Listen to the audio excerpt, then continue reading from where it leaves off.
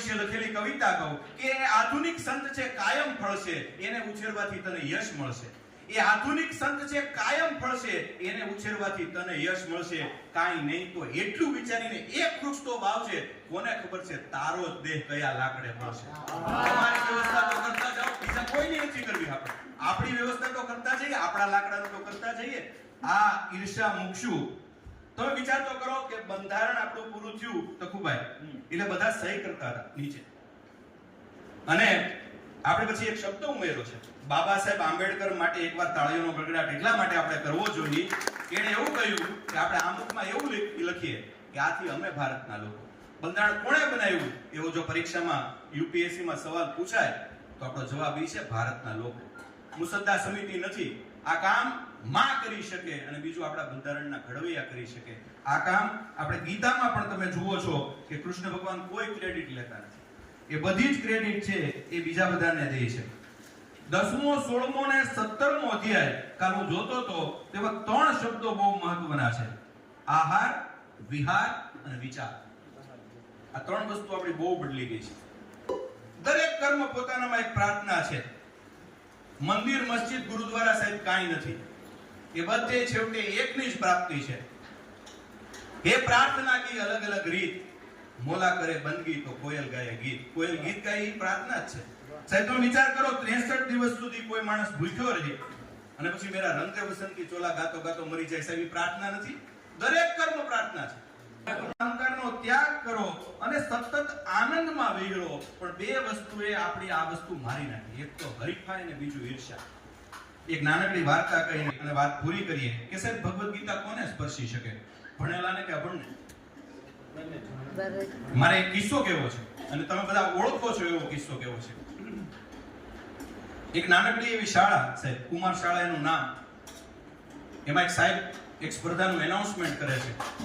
આ કિસ્સો મેં અગાઉ કીધેલો છે, કેટલાક લોકોને ખ્યાલ છે.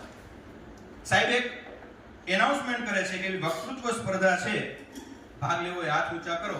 પણ વક્તૃત્વ સ્પર્ધામાં તમારે તમારા ઘેરથી વાર્તા લખીને આવવાનું છે. બધાએ હાથ ઊંચા કર્યા, 16 હાથ ઊંચા થયા. સાહેબે 15 નામ લખ્યા, 16મું નામ સાહેબે ન લખ્યું. એટલે 16મું નામ જે લખાવા જતો હતો એ છોકરો રડવા લાગ્યો. એ ખૂબ રડ્યો. પછી એનો બાજુવાળો એને લઈને ઊભો થયો અને પ્રિન્સિપાલ આગળ લઈને ગયો કે સાહેબ આ ક્યારનો રડે છે? તો કે તારે શું છે? તો કે હું પછી આમ સિમ્પથી માટે આવ્યો છું. એટલે તું પેલા જવા દે. પછી ઓલા છોકરાને કીધું કે તારે 3 તકલીફ છે.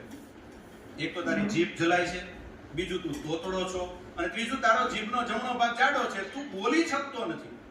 તો તું વાર્તા કેવી રીતે કહીશ? ઓલા છોકરાએ કીધું સાહેબ તોય મારે ભાગ લેવો છે.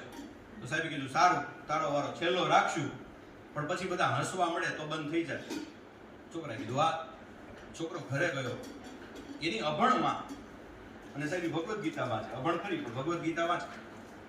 એટલે એ માને એને કીધું કે આજ બધાએ વાર્તા સ્પર્ધામાં ભાગ લીધો, મેં વાર્તા સ્પર્ધામાં ભાગ લીધો છે, પણ મને બોલાશે નહીં, કારણ કે જીભનો જમણો ભાગ જાડો, તોતડો અને ત્રીજી અકલો. આ 3 પ્રશ્નો છે, તો હું કેમ કરીશ?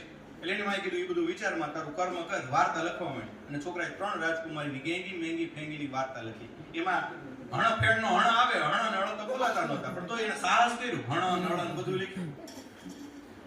એનો 16મો વારો આવ્યો, હણ બોલવાનો આવ્યો. નાગે ફેણ માંડી એમ સેન્ટેન્સ હતું, હણ ન બોલાય.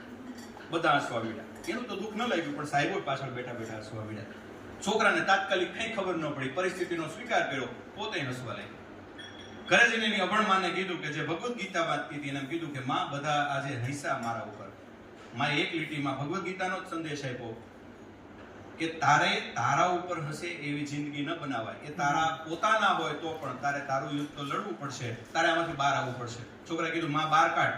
માએ કીધું હું નહીં કાઢી શકું, મારા પપ્પા એ નહીં કાઢી શકે, ભગવાન એ પણ નહીં કાઢી શકે, તારી જાતે જ તારે બહાર નીકળવું પડશે. અને પછી એ છોકરાનો યજ્ઞ શરૂ થયો. જીભ પકડી પકડી અને રાત રાત રોવાનું, બોલવાનું, ધીરે ધીરે એમ કરતા કરતા પ્રેક્ટિસ પડી.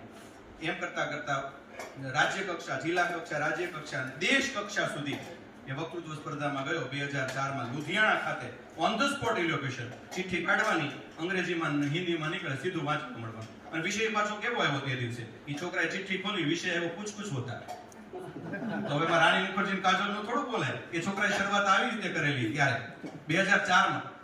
इन्हें એવું કહેલું सन 1857 में जब झांसी की रानी ने इस देश के लिए अपने जान की आहुति दे दी, उसी देश का युवा आज इस देश के लिए कुछ नहीं करता, तब दिल में कुछ कुछ होता है।